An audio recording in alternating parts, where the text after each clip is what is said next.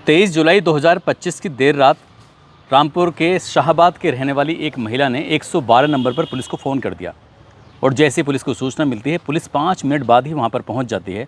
उस महिला से पूछा जाता है कि हम आपकी क्या मदद कर सकते हैं। जैसे ही महिला से पूछा जाता है तो महिला ये कहने लगती है कि मुझे तो तुम ऐसा लग रहे हो जैसे वर्दी पहनकर कोई चोर आ गया है। मैं कैसे यकीन करूँ कि तुम पुलिस वाले हो या चोर हो। अब जैसे ही पुलिस वालों ने ये बात सुनी, उन्हें बड़ा अटपटा लगता है, अजीब लगता है। महिला की बातों से लग रहा था कि वो बहुत ज़्यादा घबराई हुई थी, परेशान थी। तभी पुलिस वालों ने कहा कि मैडम आप बिल्कुल परेशान मत होइए, ये देखिए हमारे पास गाड़ी है, गाड़ी में जो इक्विपमेंट रखे हुए थे पुलिस वालों के वो सब दिखाए जाते हैं। यानी कि काफ़ी देर लगती है, मशक्क़त करनी पड़ती है, आखिरकार उस महिला को यकीन आ जाता है कि ये वाकई उत्तर प्रदेश की पुलिस है। जब यकीन आ जाता है तो महिला कहती है कि आपको पता नहीं है कि चारों तरफ ड्रोन उड़ रहे हैं और मुझे इतना डर लग रहा है कि बस मैं कहीं मर ना जाऊँ, इसलिए मेरे घर के सामने खड़े होकर पूरी रात ऐसे ही सायरन बजाते रहो ताकि कोई ड्रोन वाला कोई हमला ना कर सके, कोई हमारे घर में ना घुस सके। जैसे ही उस महिला ने ये बात कही तो पुलिस वालों को हंसी भी आ रही थी, अजीब भी लग रहा था, लेकिन उन्होंने किसी तरह से समझाकर उन्हें शांत किया और शांत करने के बाद कहा कि मैडम ऐसी कोई बात नहीं है, ये खामखा की अफवाह है और अब आप अफवाहों पर बिल्कुल भी ध्यान न दें। हालांकि उस महिला को समझाने में वक्त लगा, लेकिन उन पुलिस वालों की इस वक्त बड़ी आफत आई हुई है।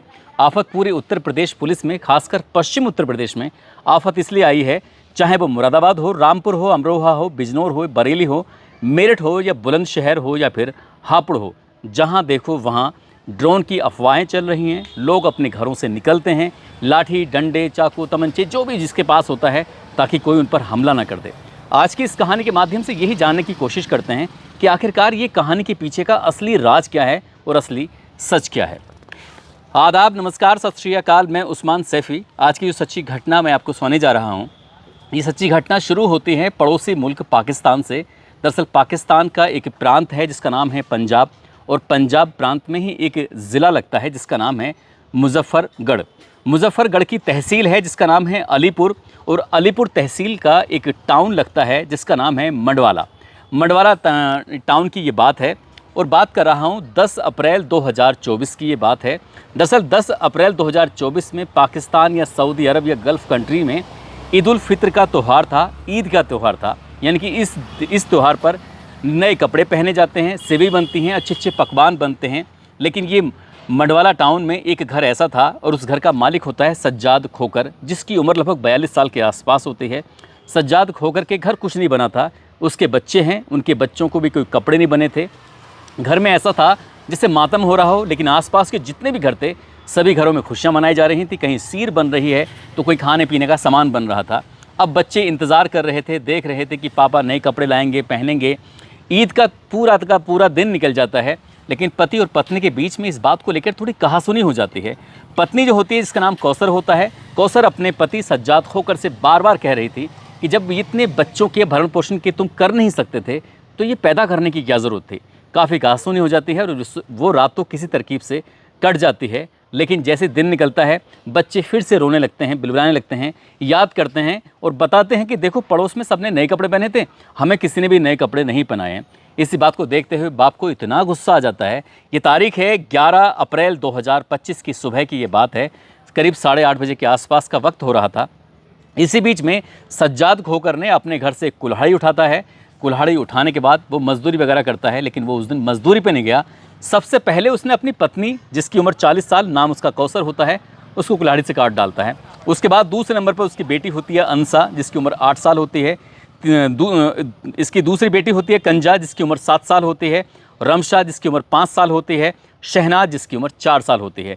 4 बेटियां होती हैं। चारों बेटियों को, चाहे वो ज़मीन पर पड़ी हुई है तो, चारपाई पर पड़ी हुई है तो, बेड पर पड़ी हुई है तो, जहाँ जहाँ मौका मिल रहा था वहाँ सज्जाद खोकर उन्हें कुल्हाड़ी से काट रहा था। उसके पास 3 बेटे होते हैं। एक बेटे का नाम अनस होता है, जिसकी उम्र 3 साल होती है। एक बेटा सुभान होता है, जिसकी उम्र 2 साल होती है।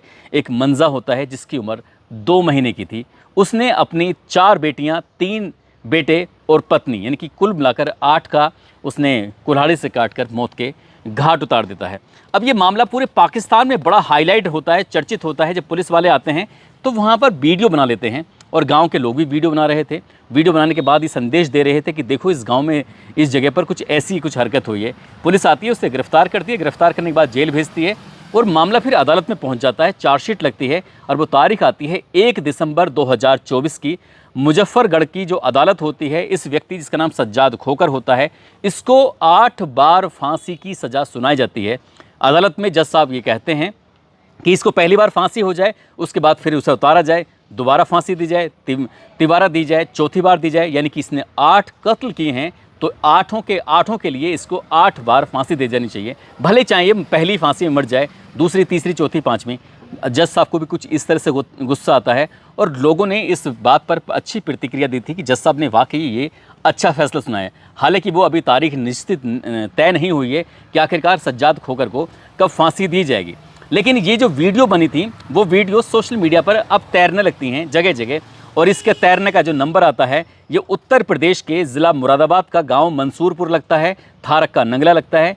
यहाँ से पहली बार ये इस गांव के नाम ये हैं भी या नहीं भी, इस बात की भी कोई मुझे ज़्यादा जानकारी नहीं है, ये तो मुरादाबाद के लोग ही बता सकते हैं।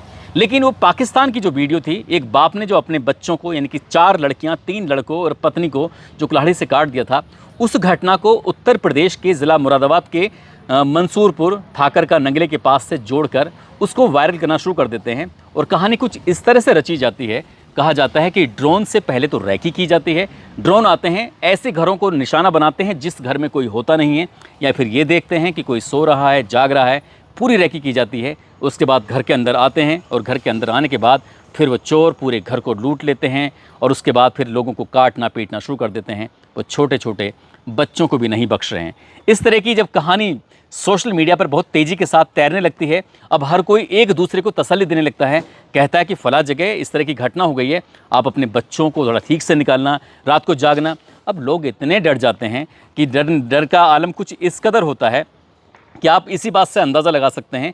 उत्तर प्रदेश के ज़िला अमरोहा में 12 जुलाई से लेकर 18 जुलाई तक 202 कॉल सिर्फ 112 को इसलिए की गई कि हमने अभी अभी अपने घर की छत पर ड्रोन उड़ता हुआ देखा था। यानी कि 202 कॉल 12 तारीख से लेकर 18 तारीख तक।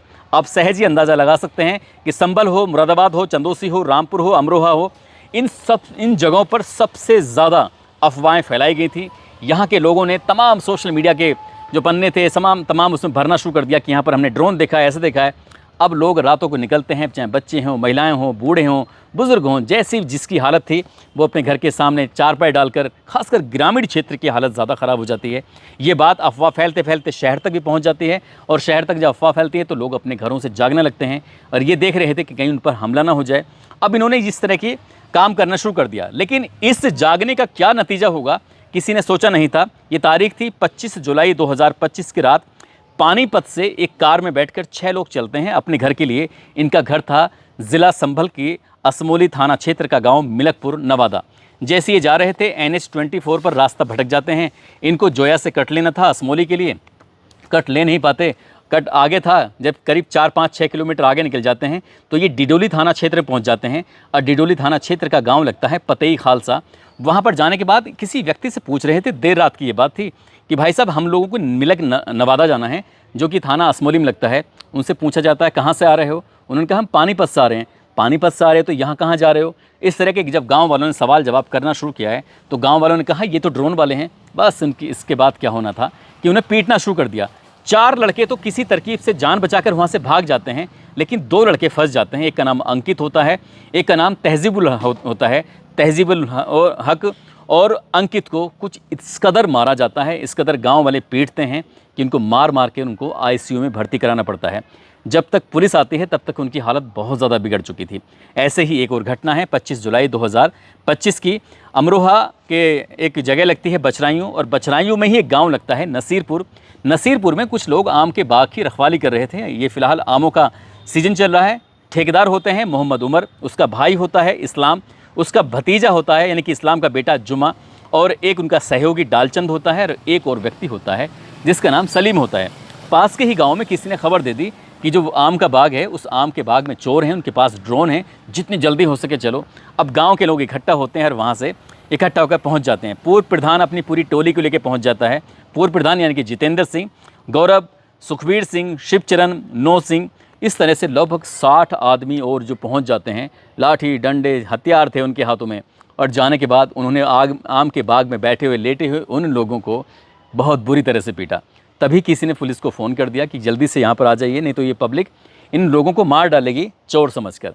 पुलिस आती है, इन बेचारों को जान बचाती है, लेकिन डालचंद की तहरीर के आधार पर जो नामजद थे, जैसे पूर्व प्रधान जितेंद्र, गौरव, सुखबीर, शिवचरण, नो सिंह और 60 अलग अलग लोगों के खिलाफ एफआईआर दर्ज कर ली जाती है। अब पुलिस उनकी गिरफ्तारी वगैरह कर रही है।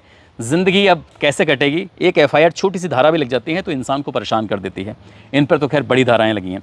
ऐसे ही तीसरा एग्जाम्पल है 22 जुलाई 2025 की रात संभल का एक नकाशा थाना लगता है, वहाँ पर एक गाँव लगता है नहठोर।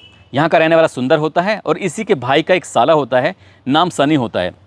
सनी और सुंदर दोनों ये जो कावड़ी की झांकी थी उसे देखने के लिए जा रहे थे, और कावड़ी की झांकी देखने के बाद ये वापस आ रहे थे तो रास्ते में इनको ये पूछने लगते हैं इनसे कि भाई तुम कहाँ से आ रहे हो। तो इन्होंने बताना शुरू कर दिया कि हम वहाँ से आ रहे हैं।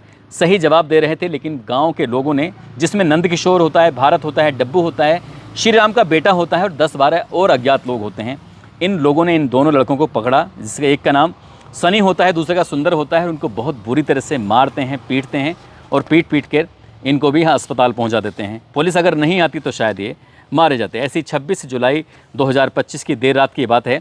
अमरोहा में एक गजरोला लगता है और गजरोला में ही 33/11 केवीए का एक बिजली घर होता है। वहाँ पर सूचना पहुँचती है कि लाइट ख़राब हो गई, यानी कि 2 फेस में आ रही है लेकिन तीनों फेस में लाइट नहीं आ रही है, इसलिए किसी को भेज दो। 2 लाइनमैन को भेजा जाता है ये कह कर कि आप जाकर इस लाइन को ठीक कर दो। दोनों लाइनमैन चले जाते हैं और वो रास्ता पकड़ते हैं तिगरिया भूड़ पर। ये बंद रेलवे फाटक है, उसके फाटक के किनारे किनारे चल रहे थे। अचानक ही किसी की नज़र पड़ जाती है, कहते हैं कि 2 लोग हैं और उनके पास ड्रोन है। बस इतना कहना था। गांव के लोग जो टूट के पड़ते हैं।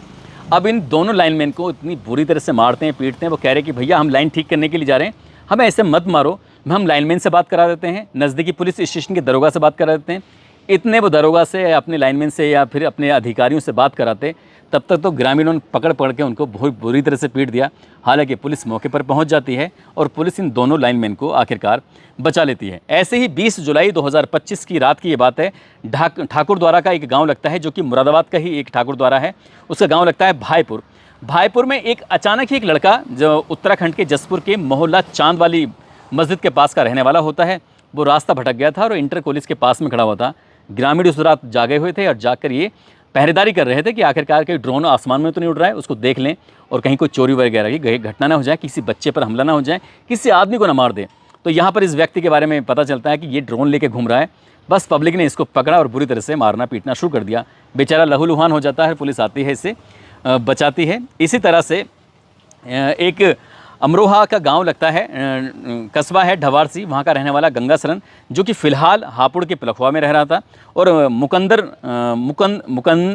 मुकंदरपुर एक जगह लगती है गांव, वहाँ का रहने वाला होराम होता है, जो कि उत्तर प्रदेश के अमरोहा के गजरोला में रहकर काम कर रहा था। दोनों ने एक ही वक्त पर अमरोहा की पुलिस को फ़ोन करके कहा कि साहब हमारे गाँव में इस तरह से ड्रोन आ गए, जितनी जल्दी हो सके आप मदद कर दीजिए। पुलिस ने जब इस मामले की जाँच पड़ताल की तो अफवाह झूठी पाई गई, एफआईआर दर्ज कर ली। अब पुलिस लगातार ऐसे ही ढूंढ कर एफआईआर दर्ज कर रही है और जो अफवाहें फैला रहे हैं। लेकिन ये अफवाहों का दौर कुछ इस तरह से है कि बुलंदशहर हो या फिर मेरठ हो, अलीगढ़ हो, अभी ये शायद अलीगढ़ में भी अफवाहें सुनने को मिल रही हैं, बहुत तेज़ी के साथ फैल रही हैं। चंदौसी, मुरादाबाद, संभल, रामपुर और बिजनौर, ऐसी जगहों पर ये अफवाहों का दौर इस कदर है कि जब बच्चे स्कूल जा रहे हैं तो माँ बाप ये टीचरों से कहते हैं कि साहब हमारे बच्चे को बिल्कुल अकेला मत छोड़ देना, अगर आप अकेला छोड़ दोगे तो ऐसा ना हो कि ड्रोन आ जाए और बच्चे को उठा के ले जाए। कुछ इस तरह की अफवाहें हैं, इसलिए इन अफवाहों से दूर रहने की ज़रूरत है, समझदारी से काम लेने की ज़रूरत है, याद करने की ज़रूरत है। जिस घटना से ये कहानी शुरू हुई थी, दरअसल वो पड़ोसी मुल्क पाकिस्तान के मुजफ्फरगढ़ के अलीपुर तहसील के गाँव मडवाला की थी। वहाँ पर एक आदमी ने, जो कि बहुत गरीब था, मजदूर था, अपने बच्चों की परवरिश नहीं कर सकता था, उसने अपनी पत्नी को मार डाला। बच्चों को इसलिए मार डाला, जब पत्नी ही नहीं रहेगी तो बच्चों की हिफाजत देखभाल कौन करेगा, इसलिए पूरे ख़ानदान को सफ़ा कर देता है और वो जेल चला जाता है। उसे फांसी होगी या नहीं होगी ये तो पता नहीं, लेकिन उसकी हरकतों की वजह से इंडिया के पश्चिमी उत्तर प्रदेश में, खासकर जो उत्तर प्रदेश में लगता है, यहाँ पर पूरा बवाल मचा हुआ है। आप लोगों को जागरूक होने की ज़रूरत है, सचेत होने की ज़रूरत है और इस तरह की अफवाहों से दूर रहने की ज़रूरत है। दूर रहोगे तो अच्छा रहोगे, नहीं तो पूरी रात जाग के ऐसे ही वक्त गुजरता रहेगा। दोस्तों, इस पूरे घटनाक्रम को सुनाने का उद्देश्य किसी को परेशान करना नहीं है, किसी का दिल दुखाना नहीं है, बल्कि आपको जागरूक करना है, आपको सचेत करना है। और ऐसे ही एक व्यक्ति का नाम जो कि शेख चिल्ली का किरदार निभाते हैं, नाम उनका सलीम, उन्होंने मुझे फ़ोन करके पूछा था कि भाई साहब कुछ इस तरह की बात मैंने सुनी है। क्या ये कितना सच है कि बच्चों को मार रहे हैं, काट रहे हैं? वो कह रहे हैं कि लास्ट में कहानी के बाद मेरा नाम भी जरूर ले देना। तो मुझे वहीं से मोटिवेशन मिला था कि ऐसे लोगों को जागरूक करने के लिए कि भाई ऐसी कोई बात नहीं है। ऐसे ही बबलू मंडल हैं और अदीबा अमन हैं, जो कि इनका जन्मदिन है। को जन्मदिन की ढेरों सारी शुभकामनाएं, बहुत बहुत मुबारकबाद।